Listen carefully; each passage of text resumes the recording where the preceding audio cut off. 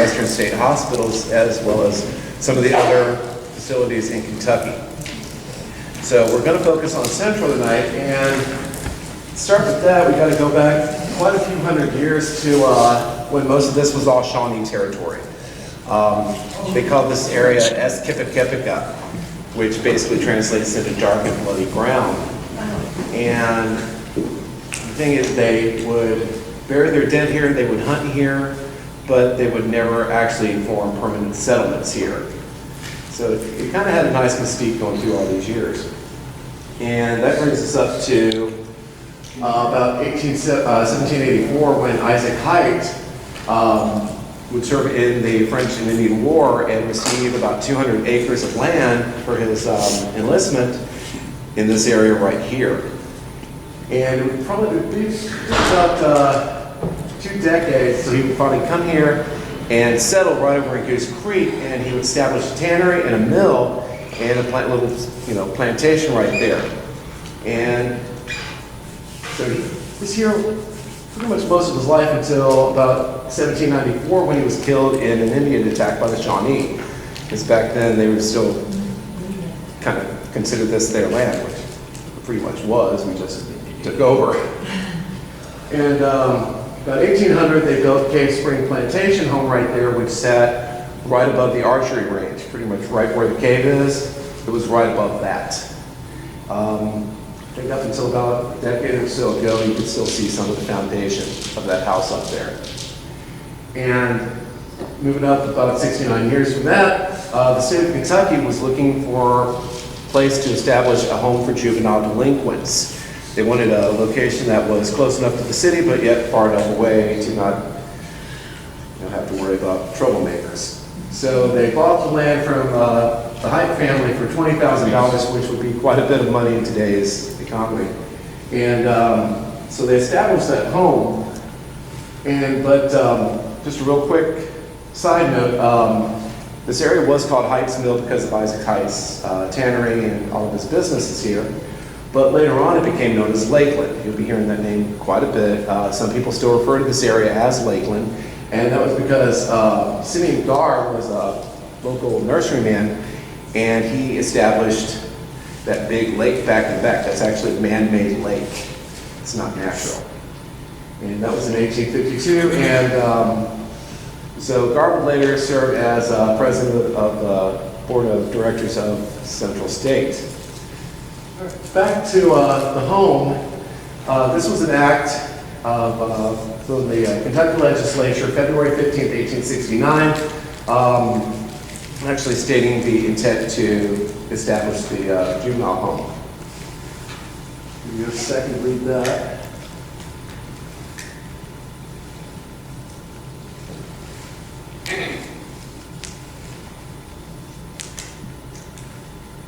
We good? All right. So that is about the only known picture of the Kentucky House of Reform. And it's not very much. But for myself, I've spent about the last decade researching Central. I grew up right down the street in Anchorage, and it always surprised me that a lot had never been collected about the history. You see little bits written here and there, but no one had ever established a full history, because it's very much an important part of Louisville. So, in all my research, that's the only picture I've ever seen. So now we get to about 1872. It was pretty much becoming really overcrowded at the Eastern and Western state hospitals. They were pretty much packed to capacity. So the state decided to establish 2 more mental asylums. One was at the feeble-minded home in Frankfort, and the other would be placed at the House of Reform.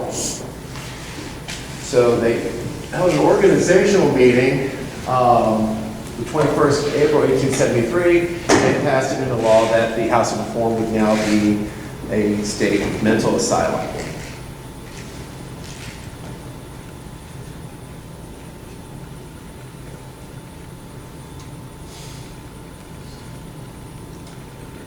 So, like I said, April 21st, 1873, they passed the legislation. Boy, did I misspell that.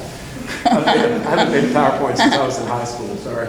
How long ago was that? And later that month, Governor Leslie appointed Chastity Caldwell Forbes to be the very first superintendent of Central, which at that point would be known as the 4th Kentucky Lunatic Asylum, with Eastern being first, Western being second, and the feeble-minded home would become the third. And they did have a meeting May 1st of 1873 at the Reform Home, which was located right on that little knoll right there, not too far from us right now. And so they went and pretty much had the meeting, and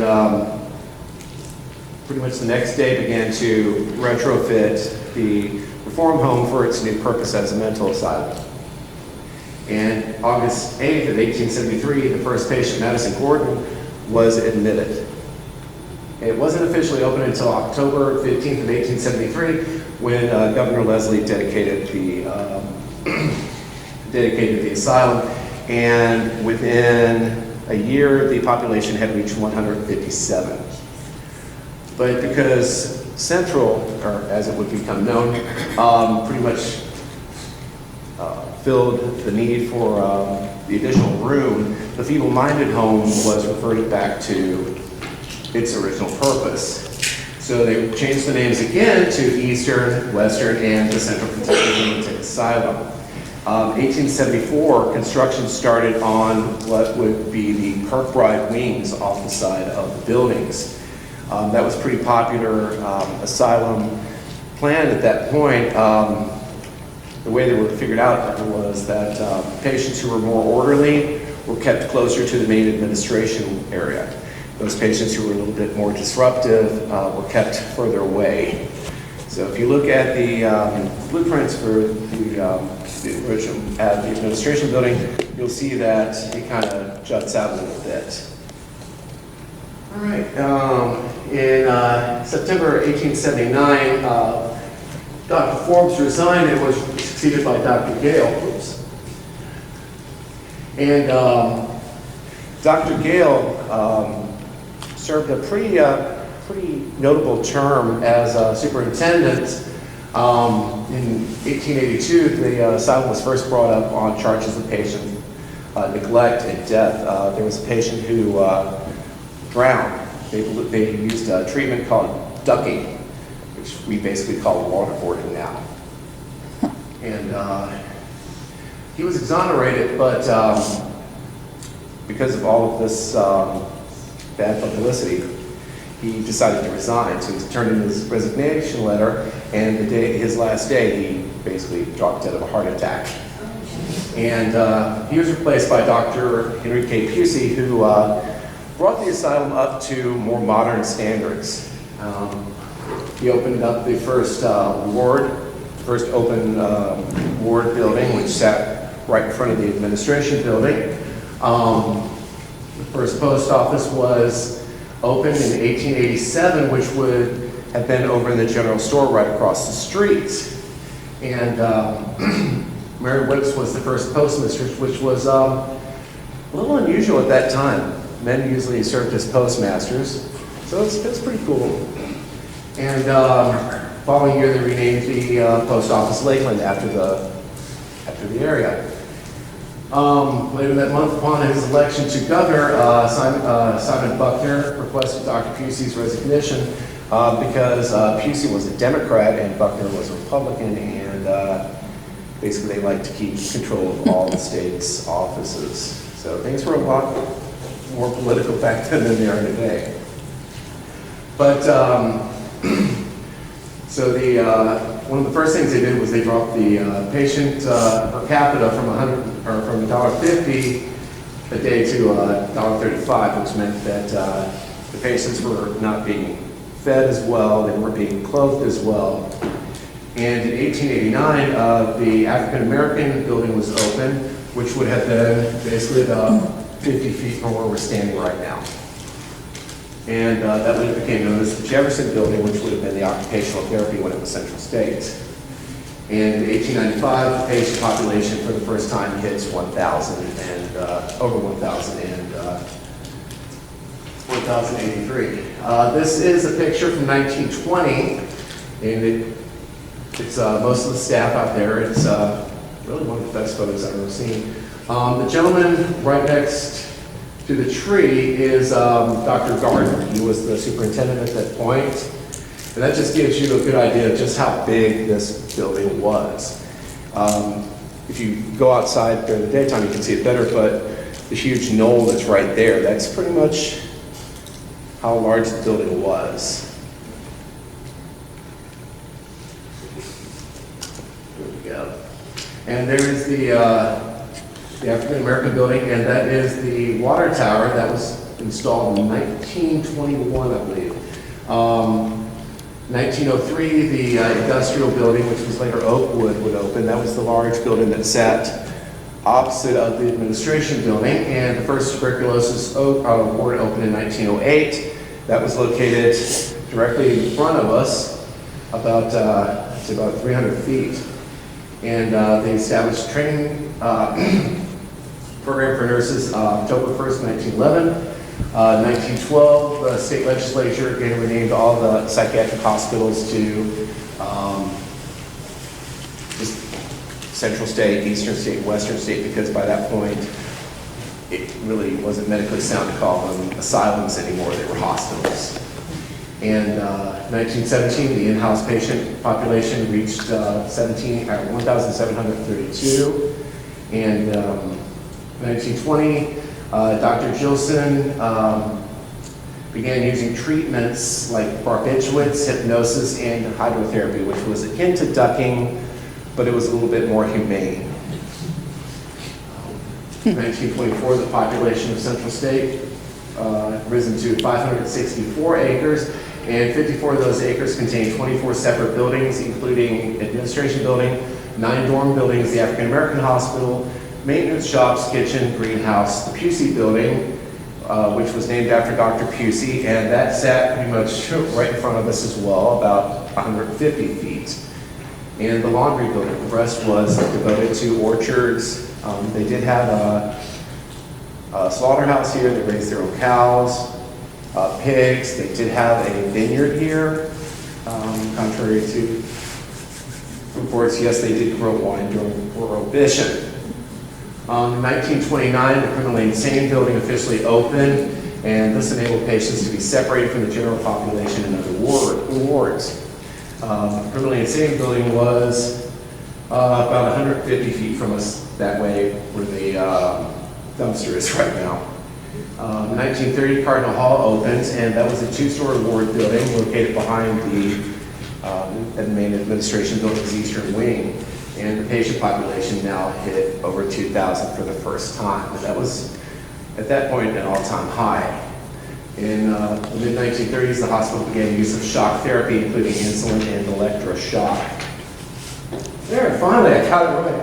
All right, 1942, the now 65-year-old Pusey building undergoes a 135,000 complete renovation, adding 362 additional beds for patients to help relieve overcrowded conditions, as the population had now risen to 2,464 in-house patients. That was about a 33% overage of what they should have. There were patients who were sleeping out in the hallways, over in the industrial building. Because of the war going on, they couldn't get the funds, so during that renovation, some of the buildings didn't even have roofs on them. So they had just tarps laying over the roofs, and patients were sleeping under them. 1943, 520, that's a lot of money. Is allocated to Central State to bring several of the buildings up to modern standards. So they finally got roofs and more places to sleep. 1944, the state mental hygiene director, Dr. Addie Lyons, assumes the superintendent position while continuing to serve as state director and superintendent of Western State Hospital as well. So he was doing the jobs of 3 people. And in October 1945, the newly constructed African American ward, the Mary E. Merritt building, was dedicated, and that was right in front of the parking lot, right there, right between the parking lots. That was the Merritt building. It was a very large building. It was about half the size of the administration building. In 1951, the original eastern wing of the administration building is demolished and construction begins on a modern wing for female patients. This would be complete in November of 1952 and dedicated as the Lion Wing after Dr. Lion. And soon after, construction began on the western wing as well. And in 1953, after a state grand jury investigates conditions at the Merritt Building at the behest of Dr. Frank Alfano, who was in charge of the Merritt Building, Dr. Lion and business manager Frank Kincaid are indicted in charges of malfeasance and mismanagement. Basically, they walked into the Merritt Building and they found patients, again, sleeping on the floor. Pipes had not been properly fitted. When the Merritt Building was built, it was underfunded and construction was not complete. They just couldn't get the funding for it, but the state grand jury took it out on Dr. Lion. They were both acquitted of all charges, but Dr. Lion soon resigned and was succeeded by Dr. George Wyman. In 1957, the hospital's first Boy Scout troop was formed. In 1959, with the advent of more at-home care treatments, many patients were no longer kept long-term. Central's patient population begins to decrease, with 1,877 for that year. In 1960, Governor Burt Combs announces a $3 million plan to bring Central State up to modernizing. The plan includes a series of new buildings to be constructed on land bordering LaGrange Road. That is right after construction is completed on what we now know as Central State Hospital. 1963, although main construction is completed, several of the buildings are still unusable due to the lack of funding and powering. That upper picture, you can see that was taken in the old administration building, and you can see it's a little bit dilapidated looking. And that's basically how patients spent their days, sitting in front of a TV. They didn't have a lot of socializing. May 20th, 1965, Dr. Walter Fox resigns as superintendent after serving 11 years due to his dissatisfaction with the unusable conditions of the new building. Most of them, again, didn't have plumbing, not all the electric worked, so they're set all these new buildings and they couldn't use them. He was succeeded by Dr. Ray Hayes, and the population continued to decrease to less than 14,000. 1966, many acute patients were transferred to the new Bingham Administration Building wards, which was finally dedicated and opened for full use. In 1969, the 80-year-old Shelby Building was closed permanently, and the Shelby Building was the men's dorm, which sat right where that tree is, right there. 1970, most of Central's now unused farmland is transferred to the state for the creation of E&P Tom Sawyer State Park. Patient population is 658. 1971, the 80-year-old Pusey Building is demolished. July 1974, Central State comes under the control of River Region Medical Services, and also the historic spires are removed from the administration building towers. What's interesting, I've met a couple people who worked here when they were removing the towers, or the spires, and apparently those spires still exist somewhere. We just don't know where they are, but each one weighed about 16 tons. 1977, the state resumes operation of Central State from River Region. When River Region took over, they decided to privatize Central State, and it basically bankrupted them. They just weren't equipped to run a hospital that size. It was grossly understaffed again, even for the small amount of patients that they had. 1979, the in-house population of Central drops to 275. By that point, they were just using the Bingham buildings, and the administration building was used pretty much for administration only. Most of the wards were shut, locked down. 1983, Central resumes the use of electroshock therapy again.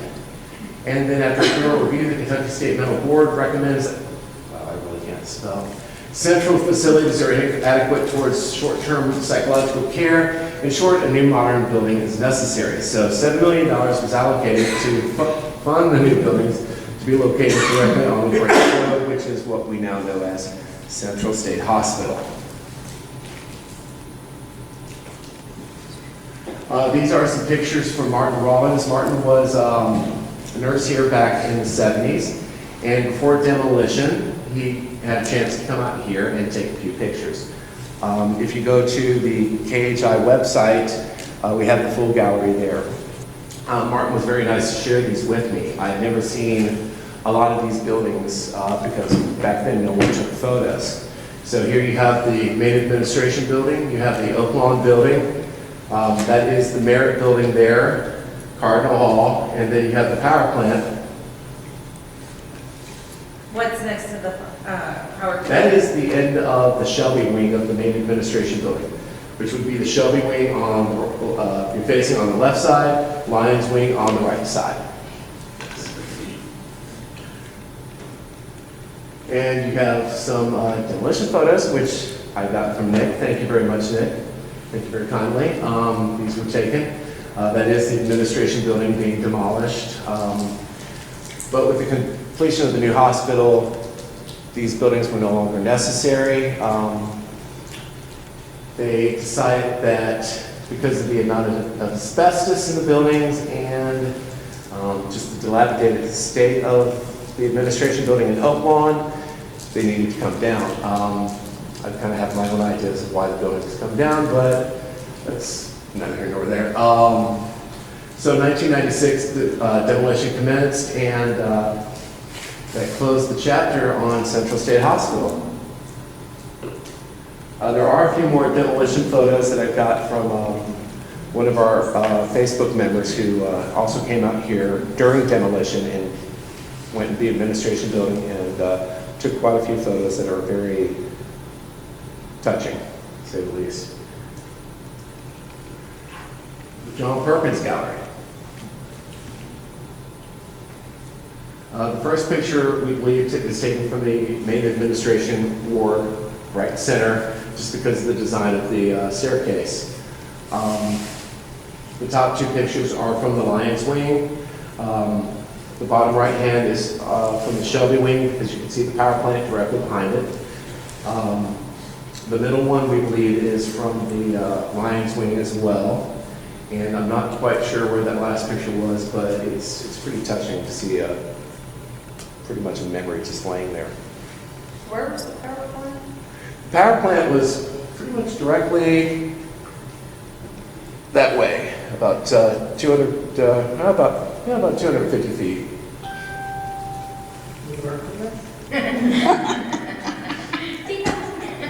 Stop So it. you all are here for a good ghost hunt tonight, right?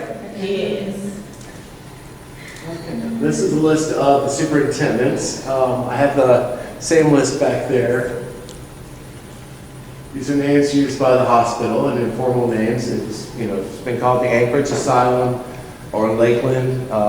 Back when I was a kid, my mom was starting to take me out to Lakeland. I was like, okay, don't do that. That place is scary. Actually, I was never allowed anywhere near here. My parents had caught me over here. I wouldn't be walking today. All right, so we're here for a ghost hunt, right? Right. What do you see in that picture? U of L archives. Hmm? U of L archives. Well, yeah, but what do you see in that picture? What do we see In the doorway. See that woman coming in the Yes. Okay, this is from a 1905 report to the governor. Some of those reports did have photos in them. When I saw this, I just, coming from a ghost hunter point of view, what's interesting about that picture is you can actually see right through her. Not to mention, I don't know what is going on with that lamp in the picture. Wait, what lamp? The lamp right above her head. Oh. I can only imagine what the governor said when he saw this photo.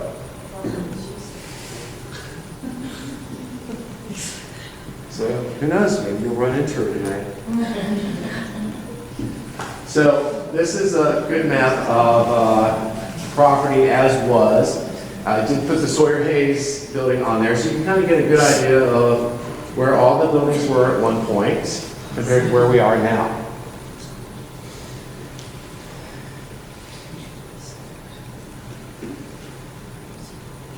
The Sawyer Hayes building gets half of its name from one of the past directors, Ray Yes. Hayes. The other half of its name comes from Either Powers. Ray Sawyer, Urban Power Sawyer. Yeah. He was a judge executive in the area, passed away in a car accident. He was Jean Sawyer, who is Diane Sawyer's mother, first husband. When he passed away, she remarried Ray Hayes, and later in life, she decided she wanted to help out the park in a way and establish this facility, naming it after her two husbands, Sawyer and Hayes. So Awesome. Sawyer Hayes Community Center came together. And another interesting fact about the Height home, there is still some of that architecture left. You mentioned the foundation may have been visible about a decade ago, but there's a little known brush pile that will remain little known that has some limestone columns and arches. Clearly they are mason stones. Is that burned down in 1942? It caught fire. The building, yeah, because they had changed it into a. Well, they rebuilt it, didn't they? Yeah. It was like a log. Yeah. It was a log structure, and then they rebuilt it into a more modern structure out of brick and concrete. And that's the remnants that we have of the brick and concrete remnants. Well, that concludes my talk. I will turn it over to Sirius.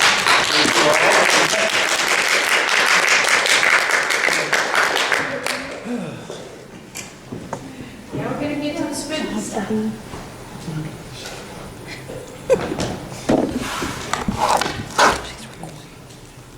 Alright, we are Serious Paranormal. That stands for Studying Experiences Rarely Investigated or Understood by Science. Science doesn't really want to investigate the paranormal because it's not predictable, it's not repeatable, so they just kind of let it go. So that's kind of where we come in. And what I'm going to show you are some things that you might experience tonight while you're out there. We're going to go to 4 locations. First one is going to be out in front, so you'll learn a little more of the history of Lakeland. The Central State Asylum was all through here, and hopefully Jay, if it's not raining, can take you a little ways down the sidewalk that still exists that the patients would have walked. Right by the superintendent's mansion, yes. So he's going to take you over to where they actually buried the building underground. So they just put it all in a big hole. So it's Not like all a of big it, but mound. most, Well, but a good portion of it. So it's a big mound, so you'll be able to stand on top of it.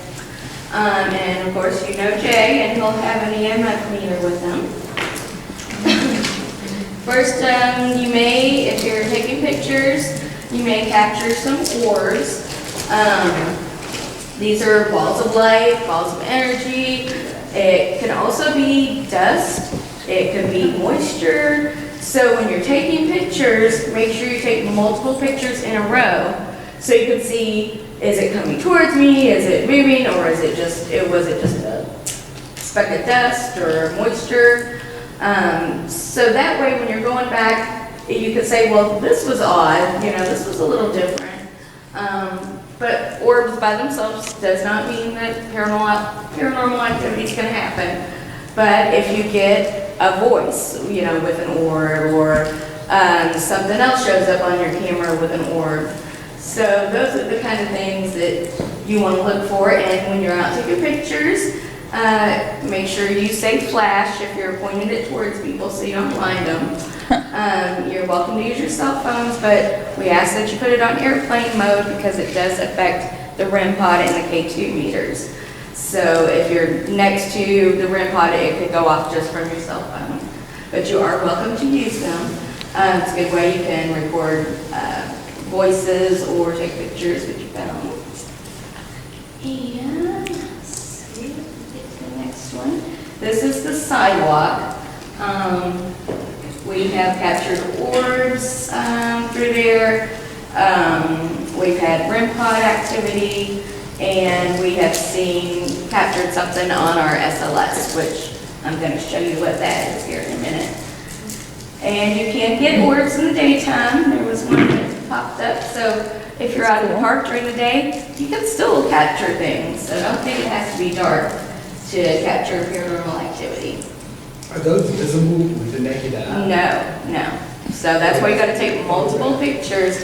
And what I always say, keep taking pictures till you don't see something anymore. Because with our cell phones now, we can see, or our digital cameras, we can see automatically whether or not something is showing up.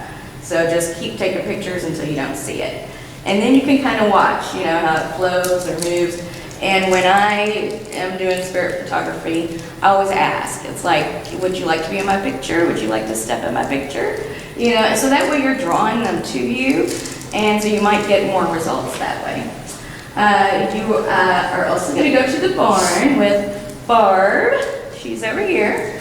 And we were going to have the DVR system set up in there, but we've got the electricity running at the last minute. Thank you, Clinton. But we don't have time to set it up. But we will have the laser grid set up. So when you're looking at the laser grid, you're looking for shadows that can walk across it when you know that there's nothing else there. We have actually captured or watched, we didn't get to capture it on film. We were setting up the laser grid at the cave, and we were able to see a figure walk across the bottom of the cave, and actually it turned into more of a figure of a person. You could see arms, legs, and they went up the side of the cave and walked across where there was no place to walk. So we knew that we saw something in the laser grid. We just didn't happen to get it on camera. The REM pod, she'll have that, and the EDI to show you out there. That just detects electromagnetic fields. So if we ask her to communicate, they're going to communicate through electric or magnetic waves. So they can set off our little devices, and we can ask yes and no questions. And the EDI also does EMF, but it also does temperature changes, barometric pressure, barometric, temperature, vibration. So anything can set that up. So we could have it set somewhere, like in a room like this, when it's by itself. And if the vibration goes off, you know that there's something walking over there that you can't see. or we're having an I just want to show you a few pictures of the barn in the daytime, because it will be dark when you get there. And this was original to the asylum. Those are the greenhouses in the back. They've been abandoned, and this is the outbuilding. And this is full of stuff now, so you won't be able to walk in it. That was a picture we captured, and then nothing, and then orbs. So you just want to verify that. Well, that was a miss, because now I've got orbs. And I love that orb. I like them when they're big like that, and then gone. So then, you know, just less than a few seconds, you could capture something, and then it'll be gone. The cemetery, we're going to have Ashlyn and Aaron, and they're going to have the REM pod out there and an EMF meter. There's thought to be about 5,000 people buried out there, and there's no markers. So when you're walking through there, there's a lot of divots and holes, so just be respectful and careful, because there are people buried under there. We've got a canopy set out there, so if it is raining, you won't get too awful wet. And then they can walk you along the trail in between the two sides of the cemetery. So when you're out there, just wander, investigate, take pictures, because you might capture something like this. We've got what appears to be a little girl looking out from behind that fence post there. This is a zoomed in picture. I don't know if you can see that, but I see, it's right down here. I see pigtails, I see eyes, I see a nose, I see a mouth. And like I said, it was within the same minute on the timestamp, there's nothing there. So you can capture something very quickly. You may not even know you've got it until you go back and start looking through your pictures. Do you all see the little girl? Oh, in that what? picture? Stop it. This is Leslie. This is her son Daniel. Yeah, that's not her hiding in the bushes. That's her son Daniel. When he was younger, how many years ago was this? 14 years ago. 16 years ago. Yep, got that picture of that girl. just watching her, They like children. They love children, children's energy. So they're going to be drawn to children if we've got any youngsters around here. Okay, and the cave is the next place you're going to go. That's going to be with me and Leslie. And we're going to have flashlights set up in there.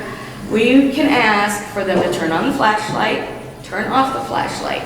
We get this constant communication, so then we'll ask questions. Is this a woman? Can you turn on the flashlight if it's a woman? And it sometimes comes on. And then we'll say, can you turn the flashlight off? And then we'll ask another question. So we know that we're getting interaction. We're not near the flashlight. They can control it, and it's amazing when it happens. We're also going to have the spirit box out there, which I'm going to play for you a couple of clips, and our SLS camera. Really quick, when we get to the cave, y'all are more than welcome to walk in it. It's very muddy. A few of us have already, even knowing that it's muddy, even being careful as we can be, we've like slid and gone into the cave. So just you're more than welcome to go in. But as you notice, we have on like the big ripping shoes and stuff like that. So if you want to go in, you're more than welcome, but please just be very, very careful. Yeah, and we have a canopy out there too. So we will have it close to the cave. You don't have to go inside the cave, and you can always walk around, outside. So I want to show you this one picture. This was a few years ago. We were out in the daytime. And I just had my cell phone with me, and it was an older cell phone, it was a while back. So you don't see anything up at the top of the cave. There's nothing there.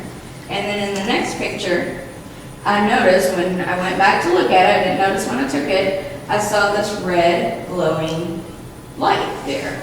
And then on the inside, it looks like a teeny tiny person, because I see a head, and I see arms, I see legs, I can see feet.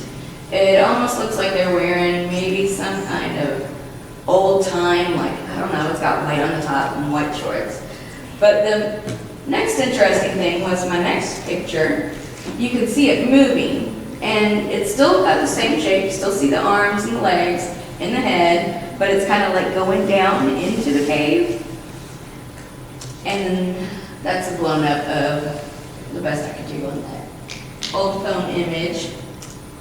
And that's the one where he's going down. So, to me, I don't know what it is. I've never gotten a tiny apparition before, so I'll just leave it at that. Spirit box, that's what we use that scans through the radio frequencies really quickly. So they can manipulate those frequencies to make words. We can get more clear responses. So, a really hard name for a lot of people is Leslie. And Leslie likes to ask the spirit box, can you say my name? So we get her name frequently now. And I'm going to play one of the responses. You're going to hear it sweeping. It goes really fast. It goes, I don't know how many 100 milliseconds sweeping through these frequencies. So you're going to hear Leslie's name come through. Did y'all hear that? Sounds like a man saying Leslie. And then this was another instance. And you're going to hear a woman say Leslie and then a man say Leslie.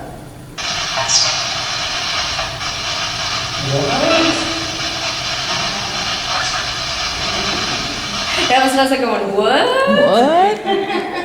That's the best part. And sometimes we can't pick it up. That's why we have to record on our audio recorders to go back and listen to verify what did we just hear.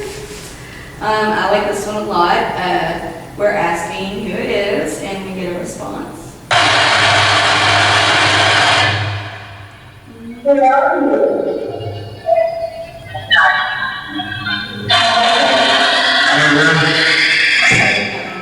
Did you hear that? I'm Donna. That was pretty clear. All right, we also get children's voices. These were recorded at the cave. It makes us sad, but we've gotten this a lot. We haven't gotten this a lot in years. We used to get mommy all the time. Yeah. Are you alone? hear that real faint? Go, mommy. That's in the cave. There is no child in the cave screaming, mommy. Oh, not. But this was just on our audio recorder. So we don't hear it with our own ears, but when we go back and listen, we captured a voice. I'm going to play this one again. This one was a little bit longer.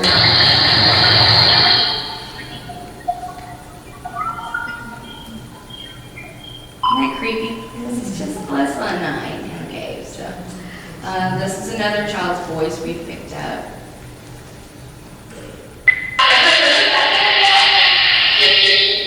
Hear that in the background go, I hear that.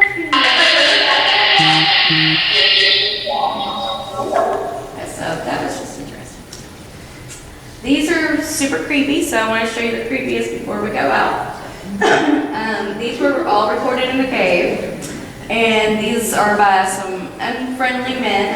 I think maybe a couple, maybe the same man, but they get kind of frustrated out there with this. So I'm asking a whole lot of questions, and you can hear the response.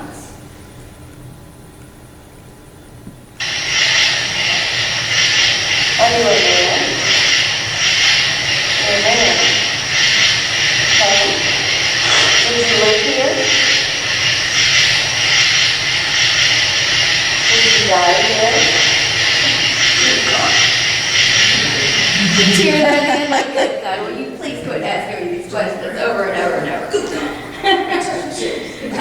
This is one of my favorites too. James Brown. Leslie and I were stuck in the cave during a thunderstorm came on real suddenly. So it was just her and I and the rain. There was nobody else out there. And we were getting ready to leave the cave and we're saying our goodbyes. And somebody wants to go with us.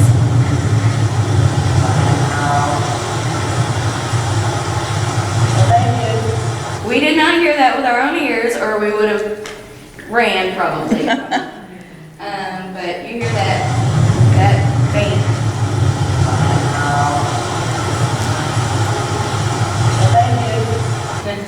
We know it was nice. This one was experienced by one of our other investigators. We were asking questions and we recorded this, and right after that, she started feeling sick to her stomach and had to leave. So I don't know if it's because this man had to feel her or what.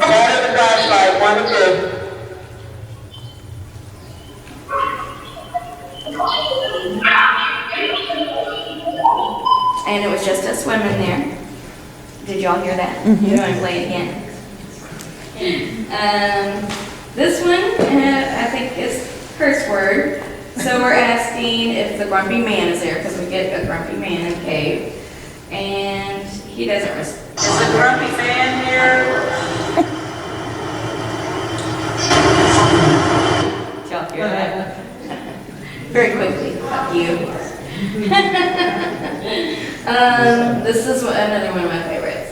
So it's the same, it's a man's voice, grumbly.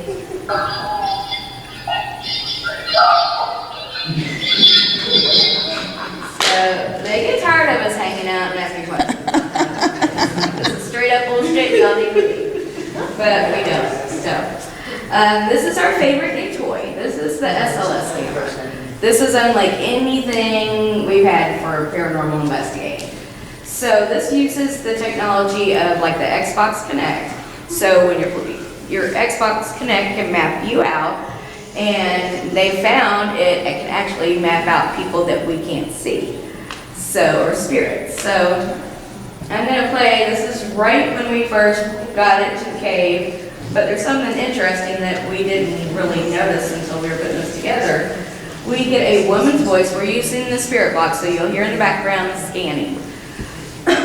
But you will also hear a woman say, "You all could just walk away." And it's clear as day, and I'm not sure if it came through the spirit box or if it was a disembodied voice that we heard. But we got so excited that something showed up on the screen, we didn't think much about it. So listen to that woman in the background saying, "You all can just walk away." We're just friendly. We just want to come here to say hi. You all can. What was that? Was that a hello? We heard that. Oh, hello.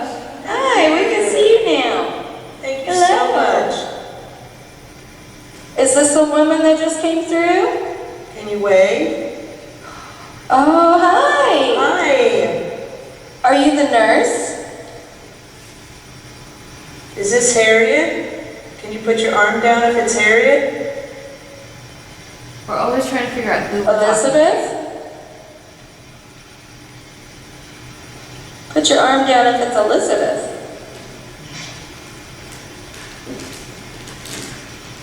Are you dancing? Did you see me dance? Is there something you're trying to tell us? See, and it's crazy because you can't see it in the laser grid, and that's exactly over where the room is.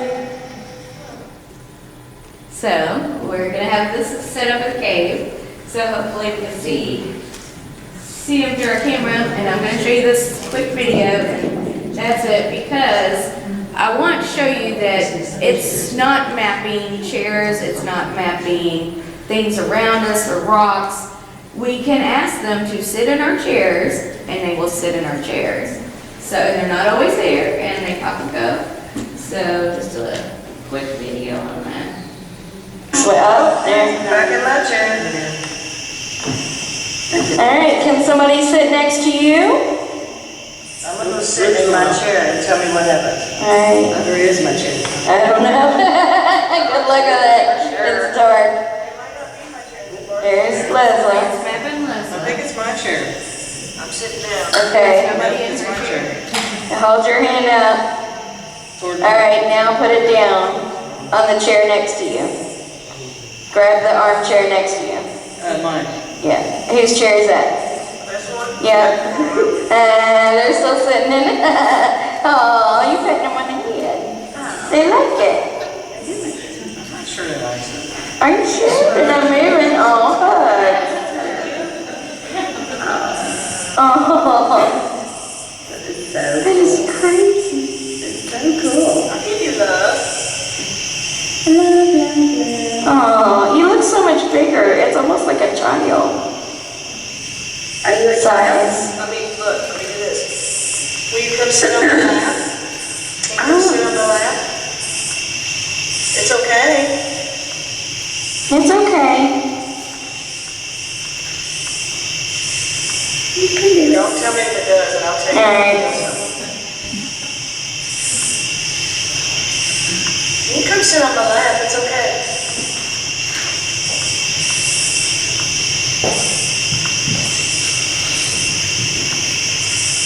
See how Leslie's head is green, but their head and legs are yellow? What does that mean? I don't know. What is this? What is this? What is going on? Seriously, I don't know. Well, look at the other chairs, okay? So there's nothing. All right, There's Leslie.